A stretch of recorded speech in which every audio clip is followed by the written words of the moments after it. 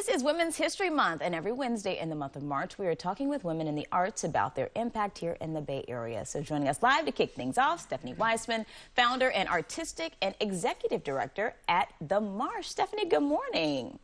Good morning, Kamasi. Thank you so much. I'm so happy you are here, and really to congratulate you on so many years of the wonderful work you're doing at the Marsh. So for people who are not familiar, share with us what the Marsh is and take us back to 1989 when you founded the environment. I can imagine it was much different as a woman starting this wonderful organization.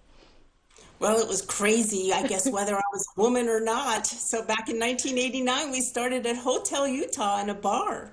Oh my And we've been in 5 places since then, and now we're settled into our space on Valencia Street where we develop new performance. We also have a theater in Berkeley, right by the university. And we do about 500 shows a year.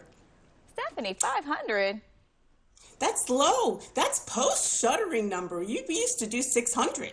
Oh, you make it sound so easy, but I know it's a lot of work, especially at the beginning. I would imagine just getting started. What made you even want to create theater?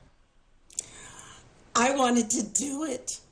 I wanted to make solo performances. I saw Spalding Gray and I said, yes, that's what I want to do.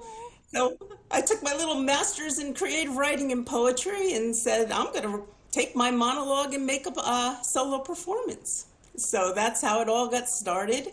And it was just too hard to do anything.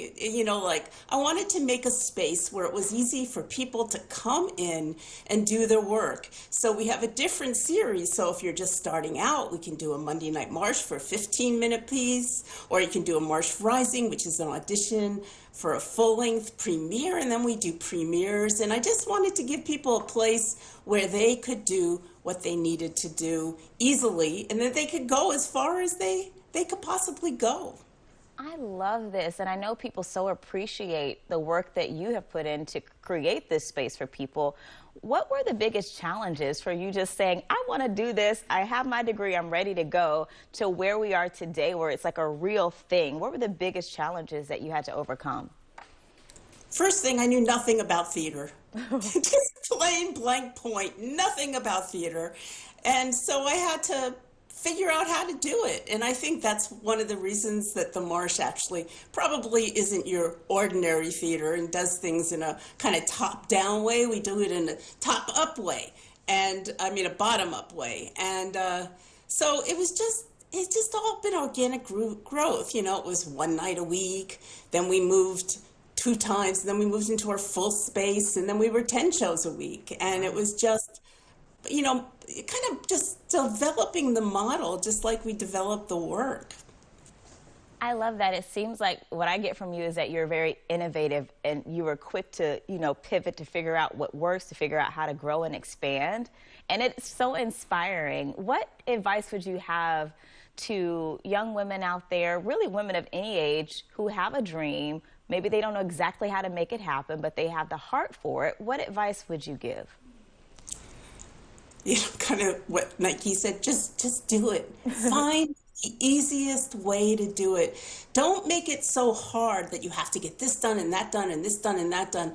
Just make a little start for what you want to do and then see what happens. That's my big advice. See what happens. But the way the Marsh works is we're very much about the aesthetic and the development of the piece, but we also want to have people have a good business sense about it. So you do the work, but you got to tell people about it as well. So just to pay attention to the art and the business of it. Well, you are definitely a great inspiration for doing both of those things. If people want to get involved with the Marsh, will you share with us how we can do that? Well, you can go through first of all, come see a show. We've got incredible shows this week. We've got Marga Gomez. We added one more. It's all been sold out if you want to see it. Swimming with Lesbians, and a new show by Algin Ford. Unbelievable. A former incarcerated man makes it to a yoga development. Just this incredible performance by Algin, and one by Fred Pitts. Aren't You? About the museums, and Unique Derek. So first thing is come see a show. And we have Dan Hoyle this week, so you can see all these people just this week. Otherwise, if you're developing your own work, we have this Monday night series, which you just apply for. Oh. And you send in a script, and you do it twice a month. It's where the whole Marsh started back on Hotel Utah space. So you do just do a small piece. And then if you're interested, you can keep going.